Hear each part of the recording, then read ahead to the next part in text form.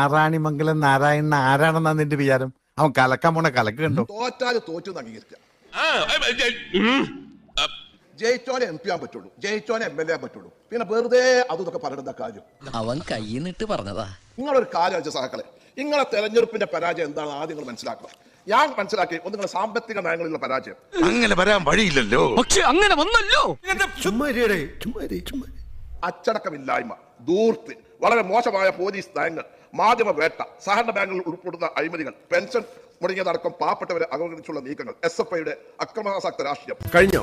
ഇല്ല സാർ, ഇതൊരു അന്ത്യമില്ലേ? സിദ്ധാർത്ഥന്റെ കൊലപാതകം, വിമർശനങ്ങളുള്ള അശ്രദ്ധ, മത സാമുദായിക സംഘടനകളെ അതിരുവിട്ട് പ്രീണിപ്പിക്കുന്നുള്ള ശ്രമങ്ങൾ. അങ്ങനെ പേരുകൾ ഒരുപാടുണ്ടവന്. ചേട്ടാ, സത്യമായിട്ടും എന്റെ അമ്മയാണ് സത്യം. അവൻ പറയുന്നത് ഞാൻ പോക്കറ്റടിക്കാരനോ കള്ളനോ ഒന്നുമല്ല. നിങ്ങളിങ്ങനെ കോൺഗ്രസിനെ പറയണ്ടല്ലോ, നിങ്ങളെ തറവാട് ഇതല്ലേനോ ബംഗാള്, നിങ്ങളെ തറവാടല്ലേനോ ത്രിപുര? തോറ്റിട്ട് 15 കൊല്ലായിട്ട് ഒരു സീറ്റ് അസംബ്ലിക്ക്, ഒരു സീറ്റ് ലോക്സഭയ്ക്കുള്ള എന്താ CPM മനസ്സിലാക്കി?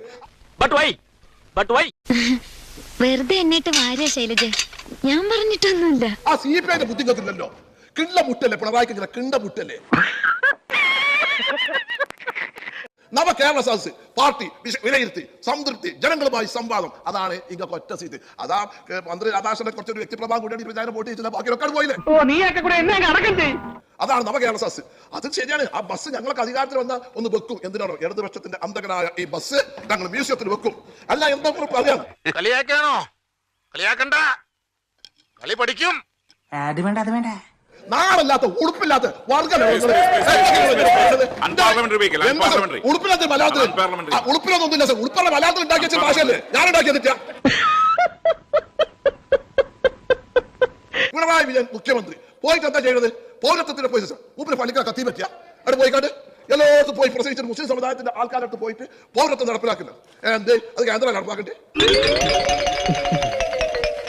നീ ഇപ്പൊ എനിക്കൊരു കുരിശ, എന്നെ കൊണ്ട് അധികം കാലം ഇത് ചൊമ്പിക്കരുത്. നിങ്ങൾക്ക് എന്താ കഴിയാ? ഞാൻ പള്ളിക്കല കത്തികുമാർ മാതിരിക്കുന്ന സമുദായത്തിന്റെ വക്താക്കളായി പ്രവർത്തിക്കുക. ഒരൊറ്റ വോട്ടിട്ടോ പൊന്നാരി നിങ്ങളത് കൊണ്ടേ നിർത്തിയാലോ? എന്താ ഉണ്ടായത്?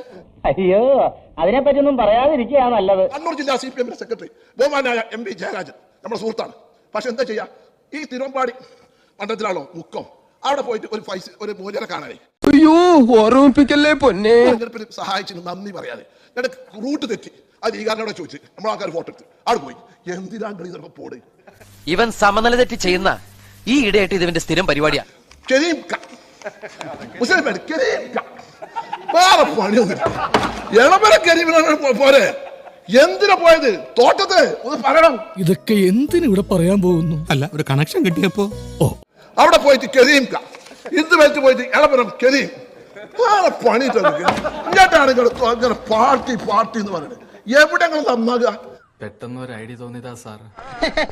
ഓരോ ജന്മങ്ങളെ വിദ്യാഭ്യാസ മന്ത്രി നിങ്ങളോട് കാര്യം പറയും. നിങ്ങൾ നിലവാരമുള്ള മനുഷ്യർ, ആരാധകരെ കണ്ട ശിവൻകുട്ടി മിനിസ്റ്ററൊക്കെ കംപ്ലീറ്റ് ആയിട്ട് കൺട്രോൾ ചെയ്യാൻ പറ്റും. അദ്ദേഹത്തിന് ഒരു നാങ്ങോട്ടല്ല അതേ അവളൊക്കെ ജയിച്ചു പോരുന്നത്. അതൊക്കെ മനസ്സിലാക്കട്ടെ. ഇപ്പൊ വിശ്വാസായില്ലേ? പുറമേക്കുള്ള ഗൗരവൊന്നും കണക്കിലെടുക്കണ്ട, എന്നെ പോലെ തന്നെയാ. അല്ല നിങ്ങളത് അയാൾ പ്രായമൊക്കെ സമീപമുള്ള മന്ത്രിയാണ്, നിങ്ങളെ മാതിരല്ല. ആക്കിയതാണല്ലേ? ആക്കിയ പോലെയാണ്. നിങ്ങൾ ഇങ്ങനെ ഒരു പാർട്ടി ഉണ്ടോ? നിങ്ങൾ CM ഓരോന്നും പറയുമ്പോൾ നിങ്ങൾ ആലോചിക്കണം. സാർ ചെല്ല്, ഞങ്ങൾ ഈ പാവ ഇന്ത്യക്കാർ വല്ല കൂട്ടാത്മഹത്യൊക്കെ ചെയ്ത് ജീവിച്ചോളാം. എന്നെയും പറ്റിച്ച് ഇവിടെ ഉള്ളവരെയും മുഴുവൻ പറ്റിച്ച് എത്ര കാലം ഈ കളി കളിക്കുന്നത് നമുക്ക് കാണാം. അപ്പൊ എല്ലാം പറഞ്ഞ പോലെ ഇതിവിടെ ഇരിക്കട്ടെ, ഞാനൊന്ന് കിടക്കട്ടെ.